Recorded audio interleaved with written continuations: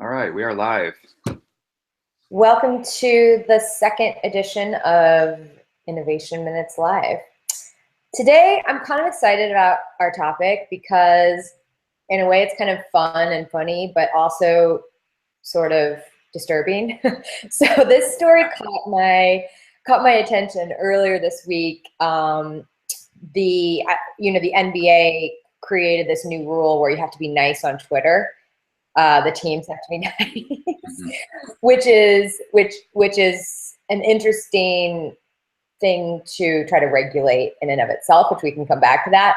But several of the teams, Sacramento and Atlanta, decided to then kind of subvert it and be sarcastic and overtly nice to each other, which then became a very funny exchange that did not seem natural or genuine at all. And it got me thinking about how companies also try to regulate the way that employees engage with each other and the tone and the types of conversations they have. And of course, some of that is necessary from an HR perspective to make sure that people are not sued all the time. Yeah, but I think there is a tipping point where you have to allow people to be human, or people just completely disengage, or they try to subvert it, as we saw with the basketball example.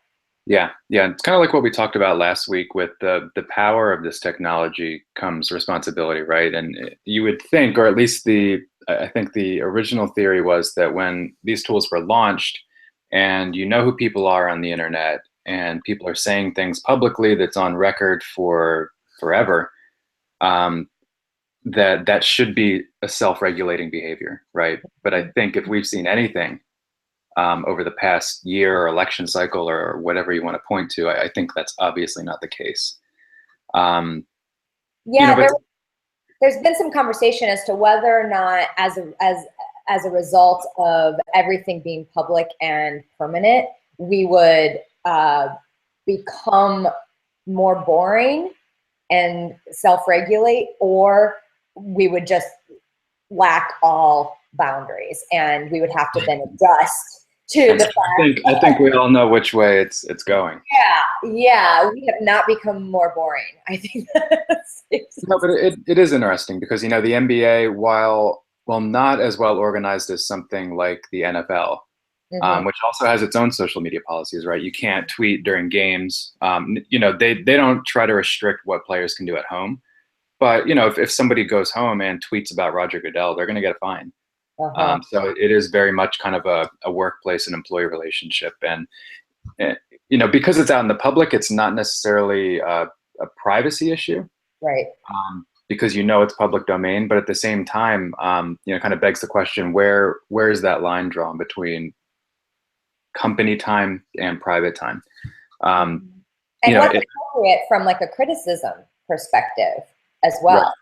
Right. What is, and some of that is just common sense discretion. Certain things should be discussed in private and directly, and others are better aired publicly. And sometimes there's an escalation involved in that, but I don't think there's a hard, fast rule for it.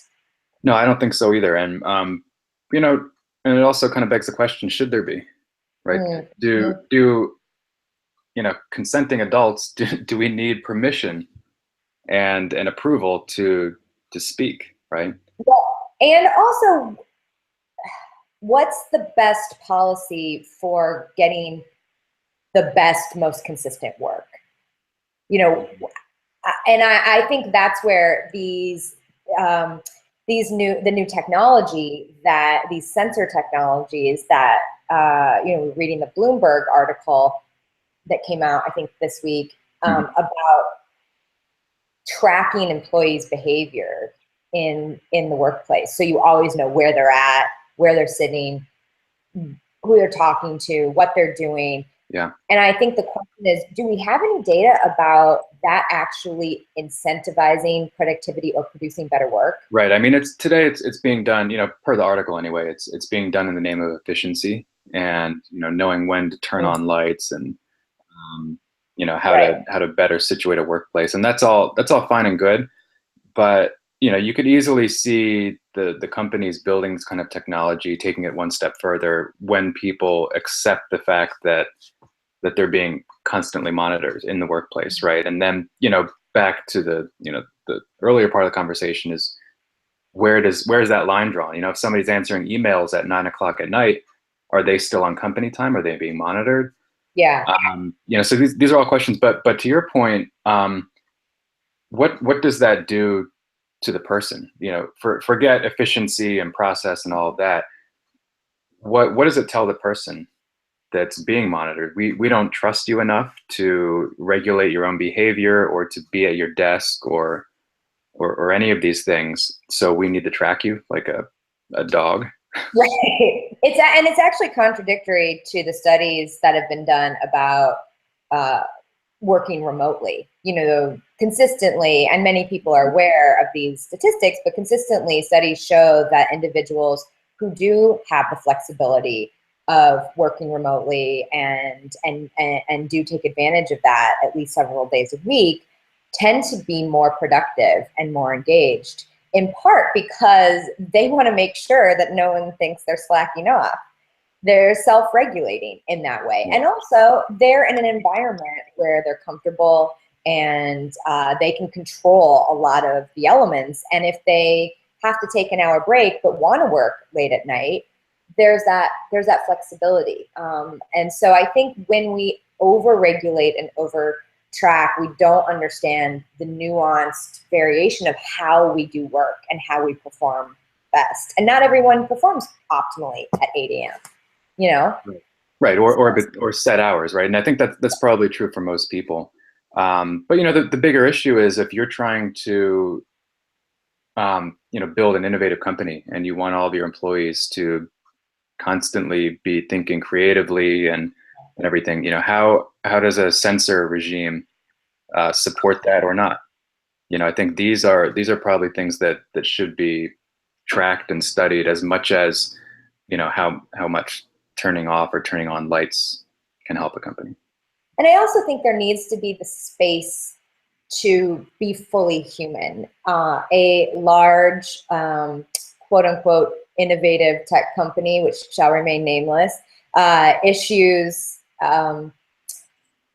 directives from HR to remember that your fellow coworkers are coworkers and not friends, and you should treat them accordingly. But hey, you should also engage in all these extracurricular activities with them. That's really hard to synthesize as a person. Right. You know, I'm supposed to be hanging out with these people and bonding with them, but I should never think of them on a human level. And I understand why some HR departments might go that extra length to create that barrier. But when we overregulate, we undermine the humanity that I think actually makes people connected to a brand and a workplace and have the loyalty, and you see that in employee retention. Yeah. Well, I mean, look at where that's coming from, right? You have a department called Human Resources. So it's not Right. it's not people, right? They're resources, right? That Yeah. the company regulates in a certain way and uses in a certain way. So I think, yeah. Well, I think that's probably all we have time for this week. But it's also a good segue into next week, which I think we'll talk a little bit about language and semantics and how that is weaving an interesting story here in business and in, you know, politics and global affairs too. And I think, you know, just to end this week, I'd love to put a call out to individuals to share how they're either seeing these regulation tactics and censors and employee tracking policies. You know, how are they seeing them operate in the workplace, both the positives and the negatives, and you know, what your opinions are on that. So please. Yeah, no, yeah, we'd absolutely love to hear that, because all we read is what's in the news. So, you know, people are better. All right. Well, thanks for joining, and we'll talk to you next week. All right.